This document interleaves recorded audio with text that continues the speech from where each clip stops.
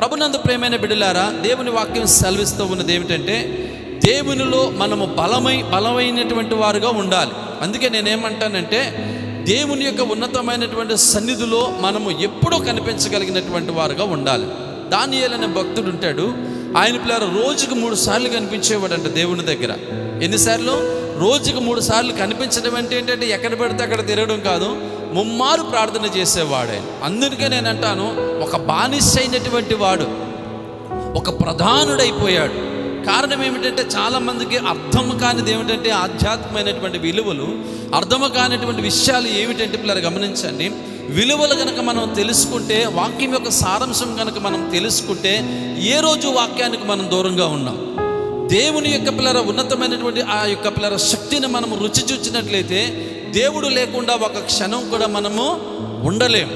ఉండడం సాధ్యము కూడా కాదు. అవిశ్వాసులు ఉండకుండా పోతారు. ఏమండి, విశ్వాసము లేనివారు, భక్తి లేనివారు, భక్తిహీనులు దేవునికి దూరమైనటువంటి వారుగా ఉంటారని దేవుని వాక్యమే సెలవిస్తుంది. ఈరోజు నేను ఒక విషయాన్ని, చాలా ప్రాముఖ్యమైనటువంటి విషయాన్ని చెప్తాను. చాలా చాలా చాలా జాగ్రత్తగా మీరు వినాలి. యాకోబు గారు రాసినటువంటి పత్రిక, అందరికీ తెలిసినటువంటి విషయం. ఈరోజు నా అంశం ఏమిటంటే, లోబడుట అనేటటువంటి విషయాన్ని నేను చెప్పబోతున్నా. జాగ్రత్తగా మీరు వినండి. లోబడడం ద్వారా వచ్చేటటువంటి అనేకమైన మేలులు, కొన్ని విషయాల్లో లోబడిపోయేట ద్వారా వచ్చేటటువంటి అనేకమైన సమస్యలు. జాగ్రత్తగా మీరు వినండి. ఇక్కడ యాకోబు గారు ఈ పత్రికను రాస్తూ, ఈ పత్రికలో ఒక చాలా ప్రాముఖ్యమైన విషయాన్ని చెప్పారు. 4వ అధ్యాయము 7వ వచనంలో ఇలాగ రాయబడింది, కాబట్టి దేవునికి లోబడుడి. చాలండి. ఈ యొక్క వచనంలో, 7వ వచనంలో ఫస్ట్ లైన్లోనే మొదటి మాట ఏమని రాయబడిందంటే, కాబట్టి దేవునికి లోబడి ఉండండి. కాబట్టి అనేటటువంటి మాటను మనం కొంచెం లోతుగా చూద్దాం. ఎవరికైనా పిల్లలు గమనించండి, ఒక ఆపద వచ్చింది అనుకోండి, కాబట్టి ఇది జరిగింది అంటామా లేదా? లేదనుకోండి, ఒకవేళ ఏదైనా ఒకటి సంభవించబోతుంది అనుకోండి, ఇలాగ జరిగింది కాబట్టి ఇలాగ జరగబోతుంది అంటాం. అవునా కాదండి? ఇక్కడ ఏం చెప్తుందంటే, ప్రభునందు ప్రియమైన దేవుని యొక్క సంగమా, కాబట్టి మీరు దేవునికి లోబడి ఉండండి. ఎన్నో ఆపదలు వచ్చాయి, ఎన్నో ప్రళయాలు వచ్చాయి, ఎన్నో నిందలు వచ్చాయి, ఎన్నో సమస్యలు వచ్చాయి, ఎన్నో కొట్లాటలు వచ్చాయి, ఎన్నో అవమానాలు వచ్చాయి. కాబట్టి మీరు దేవునికి లోబడి ఉండండి. ఎన్నో పిల్లలు గమనించండి, కరువులు వచ్చాయి, ఎన్నో ఖడ్గములు వచ్చాయి, ఎన్నో నిందలు వచ్చాయి. కాబట్టి దేవునికి లోబడి ఉండండి. ఇంత పై చేయిగా ఉండేది, ఆ చేయి కింద పడిపోయింది. జాగ్రత్తగా వినండి. పై స్థాయిలో ఉండేదానివి, ఆ స్థాయి కిందకు వచ్చేసింది. కాబట్టి దేవునికి లోబడి ఉండండి. ఒక వ్యక్తి బాగా ప్రేమించేవారు, ఇప్పుడు ప్రేమించలేదు, ద్వేషిస్తున్నారు. కాబట్టి నువ్వు దేవునికి లోబడి ఉండండి. ఇలా చాలా కారణాలు ఉన్నాయి. కాబట్టి యాకోబు అంటున్నారు, దేవునికి మీరు లోబడి ఉండండి. దేవునికి మనము ఒకవేళ లోబడి ఉంటే దేవుని యొక్క కార్యాలు ఎలాగుంటాయి అనే విషయాన్ని నేను చెప్తాను. చాలా జాగ్రత్తగా మీరు వినండి. ఈ లోకంలో చాలా మందికి మనం లోబడతాం. ఒక వ్యక్తి దగ్గర పని చేస్తున్నాం. పని చేసినప్పుడు యజమానుడు చెప్పినట్టుగా చేసి మనం ఆయనకు లోబడతామా? లోబడతాం. ఎందుకంటే మనకి వారు యజమానుడు కనుక. ఒకవేళ మనం లోబడకపోతే యజమానుడు వెంటనే మన ఉద్యోగాన్ని తీసి పడేస్తాడు, వెళ్ళిపోమని చెప్తాడు. అంటే ఒక ఉద్యోగస్తుడికి నువ్వు లోబడతావు. వినండి, ఎవరైనా ఒకరు సహాయం చేస్తే, ఇదిగో నీకు నేను సహాయం చేస్తున్నాను కాబట్టి నువ్వు నాకు లోబడాలి అంటే ఖచ్చితంగా మనము లోబడతా ఉన్నాం. జాగ్రత్తగా మీరు వినండి. మీరు ఎవరికి లోబడినా లోబడకపోయినా ఫస్ట్ నువ్వు లోబడవలసింది ఎవరికంటే దేవునికి. దేవుడు అంటే ఎవరు అంటే వాక్యము ఎవరు అంటే శరీరధారిగా దిగి వచ్చిన యేసుక్రీస్తు ప్రభువారు. అంటే నువ్వు దేవునికి లోబడమని చెప్తుంది ఏంటంటే వాక్యానికి లోబడమని చెప్తుంది. వాక్యానికి లోబడమని చెప్పడం అంటే యేసుక్రీస్తు ప్రభువారికి లోబడమని చెప్తుంది. మీరు అనుకోవచ్చు, ఎక్కడో సంఘాలు లేవా, ఎక్కడో వాక్యాలు లేవా? నువ్వు ఎక్కడ సంఘాలు ఉంటే అక్కడ నీ ఇష్టం, ఎక్కడ వాక్యం దొరికితే అక్కడ నీ ఇష్టం. కానీ దేవునికి నువ్వు లోబడకుండా నువ్వెక్కడికి వెళ్ళినా ఏమి చేసినా శూన్యమే. నీ సమయము వృధా, నీ సమయం వేస్ట్. నువ్వు ఎంత ప్రయత్నాలు చేసినా నిర్జీవమైన జీవితమే తప్ప జీవము లేనటువంటి జీవితమే. నువ్వు దేవునికి లోబడితే తప్ప నువ్వు ఎప్పటికీ తప్పించుకోలేవు దేవుని దగ్గర.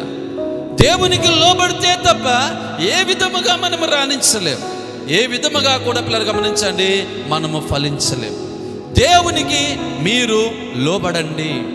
నేనంటాను, మీరు దేవునికి లోబడాలి. ప్రసంగం చేసిన పాస్టర్ గారినైనా, నేనైనా, దైవజనుడైనా, నేను కూడా దేవుడికి లోబడాలి. నేనంటాను, మీ అందరికీ లోబడినా లోబడకపోయినా నాకేం కాదు, కానీ నా దేవునికి మాత్రము నేను లోబడాలి. దేవునికి మాత్రము మీరు ఖచ్చితంగా లోబడి తీరాలి. భక్తులందరూ కూడా దేవునికి లోబడాలి. అటు దైవజనులైనా, లేక సేవకులైనా, విశ్వాసులైనా, భక్తులైనా, ఎవరైనా దేవునికి లోబడాలి.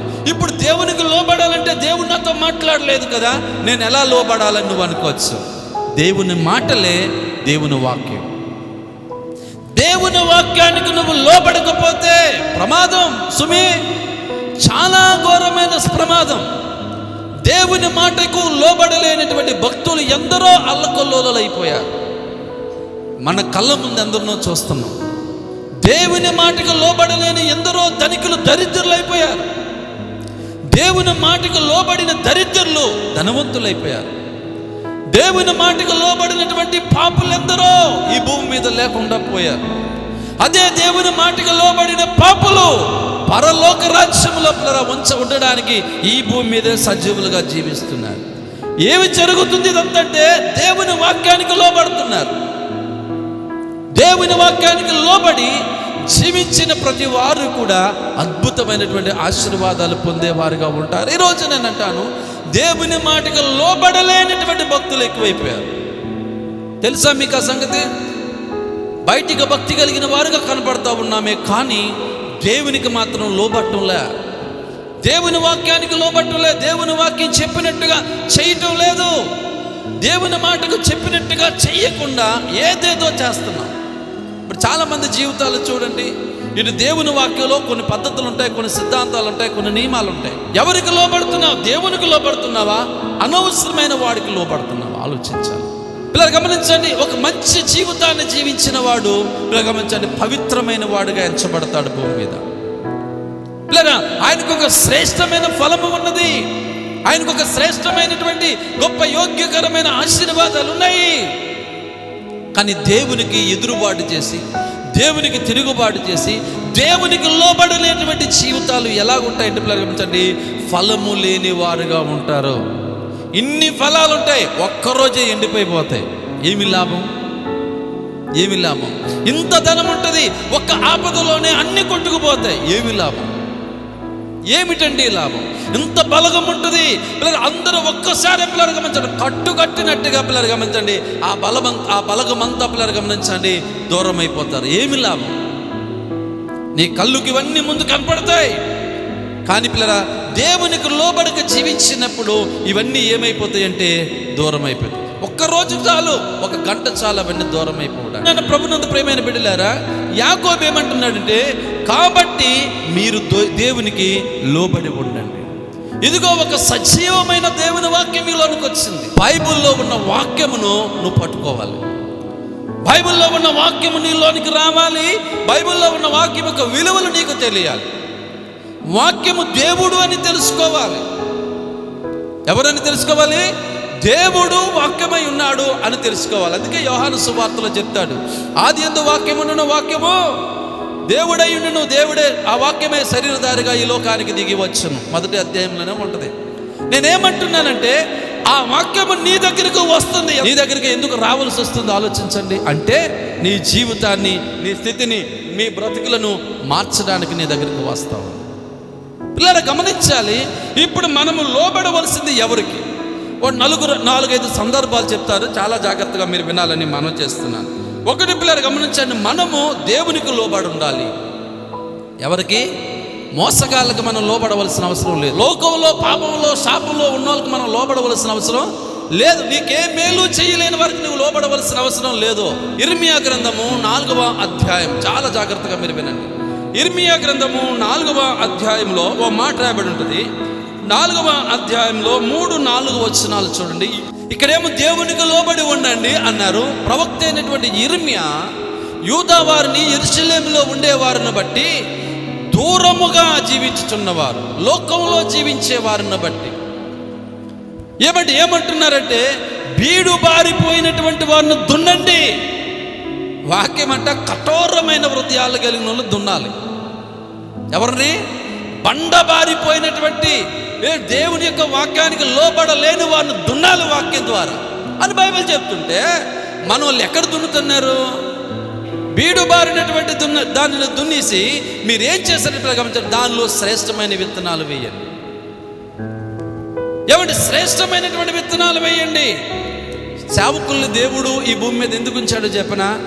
పాపులను మార్చడానికి, పవిత్రమైన వారిని కాదు. బైబిల్ చెప్తుంది, నేను ఇశ్రాయేల్ వారి ఇంటికి రాలా. యేసుప్రభు వారు చెప్పారు, నేను వాళ్ళని గురించి కాదు. ఇలా గమనించండి, నేనేమంటున్నానంటే పాపుల కోసం యేసుప్రభు వారు వచ్చారు. పాపుల కొరకు ప్రాణాన్ని పెట్టాడు, దుర్మార్గుల కొరకు ప్రాణాన్ని పెట్టాడు, దోషకుల కొరకు ప్రాణాన్ని పెట్టాడు. ఈరోజు నేనేమంటున్నానంటే ప్రభునందు ప్రియమైన బిడ్డలారా, ఇక్కడ ఏమంటే కాబట్టి మీరు యెహోవాకు లోబడండి. ఎందుకంటే అగ్ని చేత కాల్చివేసే రోజు ఒక రోజు వస్తుంది, అగ్ని గంధకం కురిపించే రోజు ఒకసారి వస్తుంది. ఎందుకంటే మీ అవిధేయతలు చాలా ఎక్కువైపోయాయి, మీ ఎదురుబాటుతనాలు చాలా ఎక్కువైపోయాయి, మీ శాపగ్రస్తమైనవి చాలా ఎక్కువైపోయాయి. వాళ్ళ కోసం చెప్తున్నాడు పిల్లరా, యెరూషలేములో నివాసం ఉండేటటువంటి పిల్లలు గమనించండి, ఈ యూదా వారి కోసం చెప్తున్నాడు. మీ శాపము చాలా పెరిగిపోయింది కాబట్టి అగ్ని వర్షము కురవబోతుంది. కాల్చివేయబడక మునిపే మీరేం చేయాలంట? లోబడండి. ఏం చేయాలి? లోబడండి. మీరు అలాగను కనుక లోబడకపోతే ప్రమాదం ఉన్నది. దేవుని వాక్యం వింటాం కానీ దాన్ని పాటించం. 10 ఆజ్ఞలు ఉన్నాయి కదా, ఈ 10 ఆజ్ఞలు పిల్లలు గమనించండి, ఎంతమంది పాటిస్తున్నారు? నాకు తెలిసి 10 ఆజ్ఞల్లో 1 పాటిస్తున్నారేమో, అది కూడా కష్టమే. కానీ బైబిల్ ఏం చెప్తుందంటే 10 ఆజ్ఞలు కూడా మనం ప్రతి ఇంట్లో ఉంటాయి. 10 ఆజ్ఞలు రోజు చూస్తాం కానీ పాటించం. ఎందుకు ఇది జరుగుతుంది అంటే దేవుని వాక్యానికి నువ్వు లోబడటం లేదు. మరి వాక్యం ఏం చెప్తుంది? వాక్యానుసారంగా నడుస్తున్నావా లేదా? దివారాత్రులు దేవుని వాక్యం ధ్యానించిన వాడు ధన్యుడు అని కీర్తనాకారుడు చెప్తున్నాడు 1వ అధ్యాయం 1వ వచనాల్లోనే. అయితే పిల్లలుగా మనం ఏం చేస్తున్నాము? దేవుని వాక్యాన్ని పిల్లలు గమనించండి, మనము వింటున్నాం కానీ అలాంటి ధన్యకరమైన జీవితాన్ని జీవించం. అందుకే ఇక్కడ చెప్తుంది, ఇశ్రాయేలీయులారా, యూదావారులారా, ఇదిగో మీ మీదకి అగ్ని వర్షము రాక మునిపే, అది కాల్చివేయబడక మునిపే యెహోవాకు మీరు లోబడి ఉండండి. ఈరోజు ఇక్కడ చాలామంది తల్లిదండ్రులమై ఉన్నాం. పిల్లలారా జాగ్రత్త మీద వినండి, యవ్వనస్తులారా, మీకోసం కూడా ఒక మాట రాయబడి ఉంది. చెప్పండి, ఎఫెసీయులకు రాసిన పత్రిక 6వ అధ్యాయం 1వ వచనంలో చూస్తే గమనించండి, పిల్లలారా మీ తల్లిదండ్రులకు మీరు విధేయులై ఉండండి. విధేయత అనేది లోబడి ఉండుట. ఎంతమంది యవ్వనస్తులు పిల్లలు తల్లిదండ్రులకు లోబడుతున్నారండి? లోబడుతున్నారా? తిరగబడుతున్నారా? నేనేమంటున్నా అంటే ప్రభునందు ప్రియమైన బిడ్డలారా, నువ్వు ఎవరికి లోబడాలో వారికి లోబడు. ఈరోజు నీ యవ్వనస్తులైనటువంటి ఎవరైనా కావచ్చు, నీ తల్లిని నీ తండ్రిని నువ్వు సన్మానించమని బైబిల్ చెప్తుంది. వారి దగ్గర నువ్వు విధేయులుగా ఉండమని చెప్తుంది. నువ్వేం చేస్తున్నావు? లోబడుతున్నావా? లోబడే పరిస్థితుల్లో ఉన్నావా? లోబట్లే. ఎలాగ నువ్వు ఎందుకు లోబడటం లేదంటే దేవుని వాక్యం నీకు అర్థం కావట్లే. అరే నిన్ను కని పెంచి పోషించి చదివించి 3 పూట్ల భోజనం పెడుతుంటే నీ తల్లి మీద తిరగబడుతున్నావా? లోబడుతున్నావా? నీ తండ్రి మీద తిరగబడుతున్నావా? లోబడుతున్నావా? లోబడకపోతే నువ్వు ఇంకా దేవుని బిడ్డవి కాదు. తల్లికి నువ్వు లోబడాలి. తల్లిదండ్రులకు లోబడేటటువంటి విధముగా, తల్లిదండ్రుల దగ్గర విధేయత కలిగినటువంటి విధముగా ఉంటే ఎవరైనా ఫలిస్తారండి. ఏమంటే నీ అవసరతలు ఏమై ఉన్నాయో నీ తండ్రికి నీ తల్లికి తెలుసు. వారు నీ అవసరతలను అడగక మునిపే తీసుకుని వచ్చి నీ ముందు పెడతారు. ఎందుకంటే నువ్వు లోబడే మనిషి కనుక. నేనంటాను ఈ రోజున ప్రభునందు ప్రియమైన బిడ్డలారా, అక్కడ ఏముందంటే పిల్లలారా మీ తల్లిదండ్రులకు మీరు విధేయులై ఉండండి. ఎంతమంది ఉంటున్నారు యవ్వనస్తులు పిల్లలు? ఖచ్చితంగా యవ్వనస్తులు లోబడాలి. నువ్వు ఎవరికి లోబడినా లోబడకపోయినా నీ తల్లిదండ్రులకు లోబడి నువ్వు జీవించాలి. ఏమండి, ఒక మంచి రీతిగా మంచి నియమాన్ని వారు చెప్తే మీరు పాటించాలి, మీరు స్త్రీలైనా పురుషులైనా. ఇప్పుడు పెద్ద సమస్య ఏమిటి అంటే పిల్లలు గమనించండి, ఫ్యామిలీ, కుటుంబం. ఫ్యామిలీలో పెద్ద సమస్య వస్తుంది. జాగ్రత్తగా మీరు వినండి.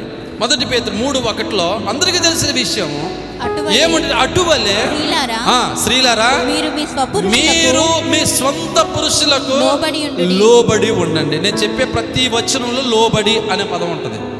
లోబడండి, లోబడండి, లోబడండి. అలాగనే మీరు మీ పురుషునకు అంటే మీ భర్తకు లోబడి ఉండండి. లోబడి ఎంతమంది ఉంటున్నారు? దేవుని స్తోత్రం కలుగును గాక. హల్లెలూయా. కష్టపడి ఎంచి ఎంచి ఎంచి నిన్ను కట్టుకున్నాడు కదా, ఆయనకు నువ్వు లోబడు. నువ్వు లోబడే గుణం ఎప్పుడు వస్తుందో చెప్పన పిల్లలు గమనించండి. దేవుడికి లోబడితే నీకు వస్తుంది, లేకపోతే రాదు. దేవునికి నువ్వు లోబడే పరిస్థితుల్లో ఉంటే ఖచ్చితంగా పిల్లలు గమనించండి, దేవునికి లోబడేటటువంటి గుణం నీలో ఉన్నప్పుడు నీ యజమానుడు కూడా నువ్వు లోబడతావు. నీ యజమానుడికి నువ్వు లోబడే పరిస్థితుల్లో ఉంటావు. లోబడుట అది చాలా పెద్ద ఆశీర్వాదం అండి.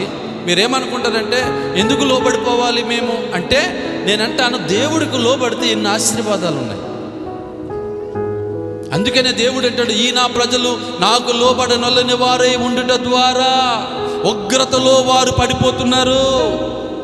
ఎవరికంట? దేవునే చెప్తున్నారు, యెహోవా దేవుడు, ఈ నా ప్రజలు నాకు లోబడలేనందువలన ఉగ్రతలో పడిపోతున్నారు.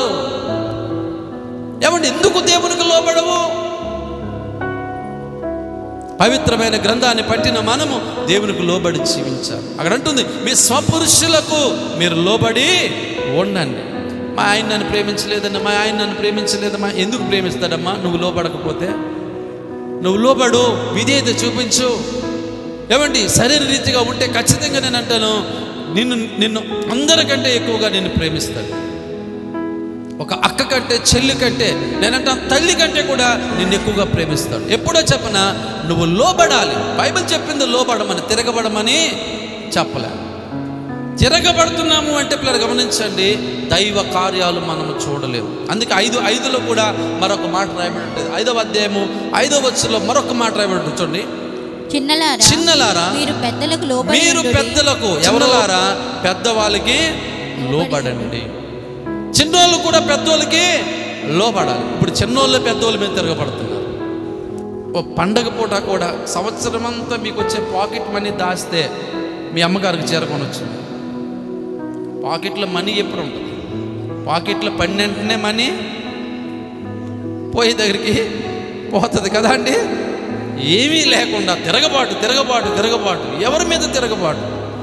తల్లిదండ్రులకు మనము లోబడేటటువంటి వారుగా ఉండాలి. ఇప్పుడు చూడండి, భార్య భర్తకు లోబడకపోతే వచ్చే పెద్ద ప్రమాదాన్ని చెప్తాను. మళ్ళీ యాకోబు పత్రికలోనికి వచ్చాయి.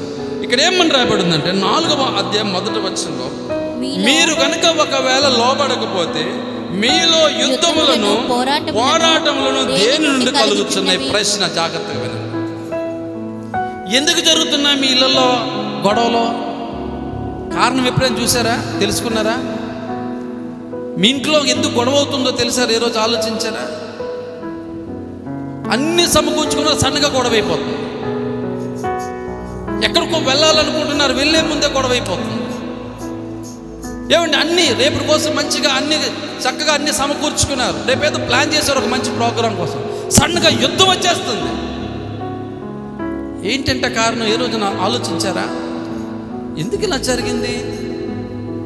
సడన్గా అంత బాగా అనుకున్నాం, మంచిగా ప్లాన్ చేసాం, ఇక్కడికి వెళ్ళాలనుకున్నాం, పార్క్ వెళ్ళాలనుకున్నాం, లేకపోతే ఈ చోటకి వెళ్ళాలనుకున్నాం, లేకపోతే ఈ మీటింగ్కి వెళ్ళాలనుకున్నాం, ఈ హోటల్కి వెళ్ళాలనుకున్నాం, ఈ ఫంక్షన్కి వెళ్ళాలనుకున్నాం, లేకపోతే ఇంట్లో అందరం కూర్చొని మంచిగా ఈరోజు ఎంజాయ్ చేద్దాం అనుకున్నాం. కానీ సడన్గా యుద్ధం అయిపోయింది. ఎందుకు? ఏ రోజున ఆలోచించారా? యుద్ధం ఎందుకు అయిపోతుందంటే ఎవరో ఒకరు లోబట్లే. ఎవరో ఒకరు లోబట్లే. మీకు తెలుసా, 2 కళ్ళు మనకు ఉన్నాయండి. ఈ 2 కళ్ళకు ఉండేటటువంటి లోబడే గుణాన్ని చెప్తాను చూడండి. అందరూ ఒకసారి మీరు రైట్ సైడ్ చూడండి. మీ రైట్సైడ్ అందరూ మీ తలకాయని ఇలాగే ఉంచండి, నా వైపు ఉంచండి. రైట్ సైడ్ చూడండి. అందరూ ఇటు చూస్తున్నారు కదా, చూస్తున్నారా? ఇక్కడ ఏముంది? ఏం చూశారు మీరు అందరూ? అక్కడ ఏముందండి? వైట్గా ఫ్యాను. అటే చూడండి, అటే చూడండి. ఇక్కడ ఏముంది? ఏముందో వినండి. అక్కడ రాయబడిన క్లియర్గా మీ అవయవాల కోసం. ఒక కన్ను అటువైపు చూసినప్పుడు రెండో కన్ను ఎటువైపు చూస్తుంది? అవి ఎందుకు లోబడుతున్నాయంటే ఈ కన్ను ఎటు చూస్తే ఆ కన్ను అటే చూస్తుంది. లేదు నేను ఇటు చూస్తాను అన్నది అనుకోండి, గొడవ జరుగుతుంది, అక్కడ యుద్ధం అయిపోతుంది. ఇప్పుడు రెండు కళ్ళకి యుద్ధం అయితే ఏమైపోద్ది? మనం గుడ్డోలం అయిపోతాం. బైబిల్ ఎంత స్పష్టంగా చెప్తుందంటే, యుద్ధము జరగడానికి గల కారణం, ఇంట్లో కొట్లాటలు జరగడానికి గల కారణం, నీ శరీరంలో కూడా అవయవాల్లో కూడా అనేకమైన పరిణామాలు రావడానికి గల కారణం లోబడి ఉండకపోవట. భార్యాభర్తలు లోబడి జీవిస్తే ఏ ఇంట్లో గొడవలు ఉండవు. భర్తకు భార్య లోబడి, భర్త భార్యను ప్రేమించే రీతిగా ఉంటే ఏ ఇంట్లో గొడవలు ఉండవండి. ఆ రోజు గంజి లేకపోయినా గొడవ ఉండదు. ఎందుకు ఉంటుంది? నీళ్ళు తాగేసి బతికేద్దాంలే అమ్మా అని అనుకుంటారు, ఎందుకంటే లోబడ్డారు కాబట్టి. లోబడే గుణం కనుక లేకపోతే ఖచ్చితంగా గొడవ జరిగిపోద్ది, జరిగి తీరుతుంది కూడా. అందుకే నేనేమంటున్నానంటే, ఫస్ట్ మనం లోబడాల్సింది దేవునికి. నువ్వు నీ భర్తకు లోబడి దేవుడికి లోబడకపోయినా ప్రమాదమే, పిల్లలకు లోబడి తల్లిదండ్రులకు లోబడి ఇలా దేవుడికి లోబడకపోయినా ప్రమాదమే. ఇవన్నిటికీ మూలం ఏమిటంటే, మనిషికి తలకాయ లాంటిది. ఏంటంట, ఈ శరీరంలో అన్నీ పనిచేసినా తలకాయ పని చేయలేదనుకోండి. కొన్నిసార్లు చూడండి, ఈ పని ఒకలాగా, ఈ పని ఒకలాగా, ఈ పని ఒకలాగా చేయకపోతే అన్నీ ఏమంటాడు? తలకాయ లేనోడు అంటాడు. అంతే కదండి. ఏంటి నువ్వు చేసే పని తలకాయ లేనోళ్ళ చేస్తున్నావు అంటే, తలకాయ లేనోళ్ళు చేసే పనికి అర్థము ఉండదు. నువ్వు ఇవన్నీ చేసినా దేవునికి లోబడకపోతే ప్రమాదం. ఇవన్నీ చేసినా దేవునికి లోబడి జీవించకపోతే చాలా ప్రమాదం. అందుకే నేనేమంటున్నానంటే, ఫస్ట్ నువ్వు దేవునికి లోబడు, దేవుని వాక్యానికి లోబడు. నీ కుటుంబం అంతా కూడా ఏ జేను తోటలో ఉన్న సంతోష ఆనందాలతో పిల్లలు గమనించండి తూగుతుంది. నేనేమంటున్నానంటే పిల్లలు గమనించండి, లోబడవలసిన వాళ్ళకి లోబడవు, లోబడలేనటువంటి వాళ్ళకి లోబడవు. కాబట్టి లోబడమని దేవుడు చెప్తే దేవుడికి లోబడవు. దేవునితో నువ్వు ఉంటే అద్భుతాలు ఉంటాయండి, ఆశ్చర్యకార్యాలు ఉంటాయి. ఇప్పుడు నేనేమంటున్నానంటే, నీ జీవితంలో ప్రాముఖ్యమైన ఒక 5 విషయాలు చెప్పాను. ఒకటి, దేవునికి లోబడాలి. రెండవదిగా పిల్లలు గమనించండి, తల్లిదండ్రులకు పిల్లలు లోబడాలి. పిల్లలు గమనించండి, పిల్లలు పెద్దవారికి కూడా లోబడాలి. నాలుగవదిగా పిల్లలు గమనించండి, భర్తకు భార్య లోబడాలి. అప్పుడే పిల్లలు గమనించండి, కుటుంబ వ్యవస్థ అంతా చాలా అద్భుతమైన రీతిగా ఉంటుంది, అద్భుతమైన రీతిగా, ఆశ్చర్యమైనటువంటి రీతిగా ఉంటుందని బైబిల్ ఆఖరి మాట చెప్తానన్నాను చూడండి. ఆఖరి మాట నేను చెప్తాను, పిల్లలు గమనించాను. అందరికీ తెలుసు, ఆల్రెడీ డిసైడ్ అయిపోయాడు ఒక వ్యక్తి, ఇక నేను ఎవరి మాట నమ్మను. చివరికి దేవుడే దిగి వచ్చినా నేను లోబడను, ఎవరికి లోబడను, ఎవరి మాట నమ్మను, ఎవరికి లోబడను, నేను ఎవరి మాట వినను అని పిల్లలు గమనించండి. డిసైడ్ అయిపోయాడు, నేను ఇది చేయాలనుకుంటున్నాను, అదే చేస్తాను. ఎందుకంటే ఆయనకున్న సమస్యలు అంటే, నేను ఇదే చేయాలనుకుంటున్నాను, ఇదే చేస్తానని డిసైడ్ అయిపోయాడు. డిసైడ్ అయిపోయినటువంటి ఆ వ్యక్తి దగ్గరికి ఒక దూత వచ్చింది. మత్తయి శుభవార్త 1వ అధ్యాయము 20వ వచనం, అంటే 19 నుండి 22 వచనాలు చూస్తే మనందరికీ తెలిసి పిల్లలు గమనించండి, ఇక్కడ యోసేపు అనేటటువంటి ఒక వ్యక్తి కనపడతాడు. ఈ యోసేపు పిల్లలు గమనించండి, అతడు నీతిమంతుడై ఉండి రహస్యంగా విడిచిపెట్టేయాలనుకున్నాడు. డిసైడ్ అయిపోయాడు, ఒక నిర్ణయానికి వచ్చేసాడు. జాగ్రత్తగా మీరు వినండి. నిర్ణయానికి వచ్చేసిన తరువాత పిల్లలు గమనించండి, ఆ నిర్ణయంలో పిల్లలు గమనించండి, అలాగన నిద్రపోయి ఆలోచిస్తున్నాడు, రేపు ఏం చేద్దాము అని. అందరూ వినండి, రేపేం చేద్దాము అని ఆలోచన చేసి, ఎలా విడనాడుదామా, ఎలా విడిచిపెడదామా, కాముగా ఎలాగ నీ కార్యక్రమం అంతా సరిపెట్టేద్దామా అని ఆలోచిస్తున్నాడు యోసేపు. ఆలోచిస్తున్నటువంటి సమయంలో పిల్లరా, దేవుడి దగ్గర నుండి ఒక వర్తమానం వచ్చింది. గబ్రియేల్ అనే దూత, ఒక మెసెంజర్. అంటే మనిషికి, భక్తుడికి దేవునికి మధ్యలో ఒక దూత, అంతే. పిల్లలు గమనించండి, దేవుడు ఏది చెప్పాడో ఆ చెప్పిన దాన్ని జాగ్రత్తగా తీసుకొచ్చేసి మనుషులకు చెప్పేస్తుంది. ఈ దూత పేరే గబ్రియేల్. పిల్లరా, ఈ గబ్రియేల్ అనే దూత దేవుని దగ్గర నుండి వాక్యాన్ని పట్టుకుని వచ్చింది.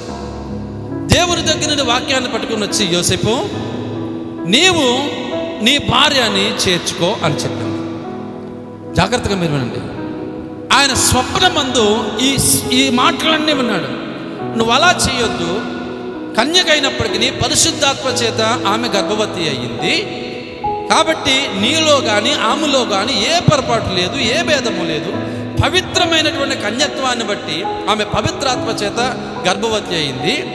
ఇదిగో ఒక కుమారుడు పుడతాడు, ఆయనకి ఇమ్మానుయేలు అని పేరు పెడతారు అని ఇవన్నీ చెప్పుకుంటూ వచ్చేసారు. జాగ్రత్తగా మీరు వినండి. చెప్పేసిన తర్వాత ఇక డిసైడ్ అయిపోయాడు, ఇక నేను మారను, నా జీవితం ఇంతే, నా స్థితి ఇంతే, నేను చేయాలనుకుంటున్నాను, చేసేస్తాను అనుకునేటటువంటి ఆ వ్యక్తి ప్రభునందు ప్రేమైనటువంటి బిడ్డలారా 24వ వచనానికి వెళ్తే ఏమంటాడంటే, యోసేపు నిద్ర మేలుకొని ప్రభుదూత ఆయనకి ఆజ్ఞాపించిన ప్రకారము చేశాడా చేయలేదా? లోబడ్డా లేదా?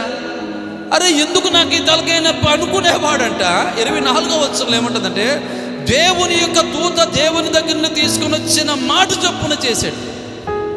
చేసినప్పుడు పిల్లలు గమనించండి, తన జీవితం ఏమైపోయిందో చెప్పనా? ఈ రోజున యేసుక్రీస్తు ప్రభువారి కోసం మనం మాట్లాడితే పిల్లలు గమనించండి, యోసేపు కోసం మాట్లాడగలుగుతాం. వినాలి, చూడండి, దేవుని వాక్యానికి లోబడాలి. ఏ దైవజనుడుగా దేవుని వాక్యాన్ని ఈరోజు చెబుతూ ఉంటే నువ్వెంత, దేవుని వాక్యం ఎంత నువ్వు అనుకుంటే నీ జీవితంలో ఎప్పటికీ బాగుపడలేవు. నీకు తెలియకుండానే నీ స్థితి దిగిపోతుందనే విషయాన్ని నువ్వు మర్చిపోతున్నావు. నువ్వు తెలియకుండానే నీ స్థితిగతులన్నీ కూడా పిలగమించండి మారిపోతున్నాయనే సంగతి నువ్వు మర్చిపోకూడదు. నువ్వు తెలియకుండానే నీ యొక్క పరిస్థితులన్నీ మారిపోతున్నాయనే విషయాన్ని నువ్వు మర్చిపోతున్నావు.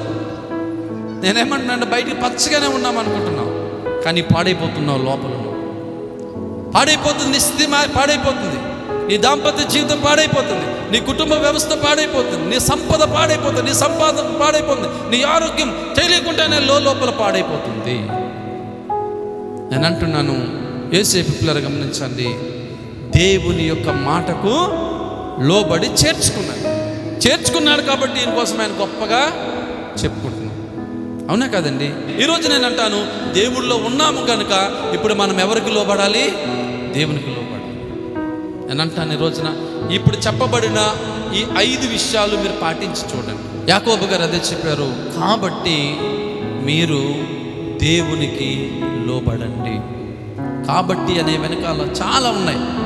కాబట్టి మీరు దేవుడికి లోబడండి. ఇంతవరకు పిల్లలు గమనించండి, విన్న వాక్యమును బట్టి నేనంటున్నాను పిల్లరా, ఖచ్చితంగా మనము దేవుడికి లోబడాలి. మనం అందరిమీ దేవునికి లోబడాలి.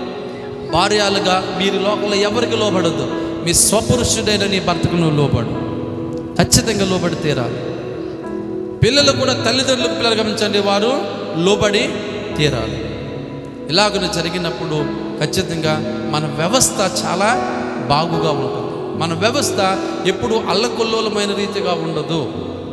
నేను అంటాను, ఈ రోజున పిల్లలు గమనించండి, దేవుని వాక్యానుసారమైనటువంటి రీతిగా మనం జీవిస్తే అద్భుతాలు చూస్తాం. మనం దేవుని వాక్యానుసారంగా జీవించుకుంటా మనం వేరే రీతిగా జీవిస్తే ఎలా చూస్తాం? మనం ఎలా చూడగలం?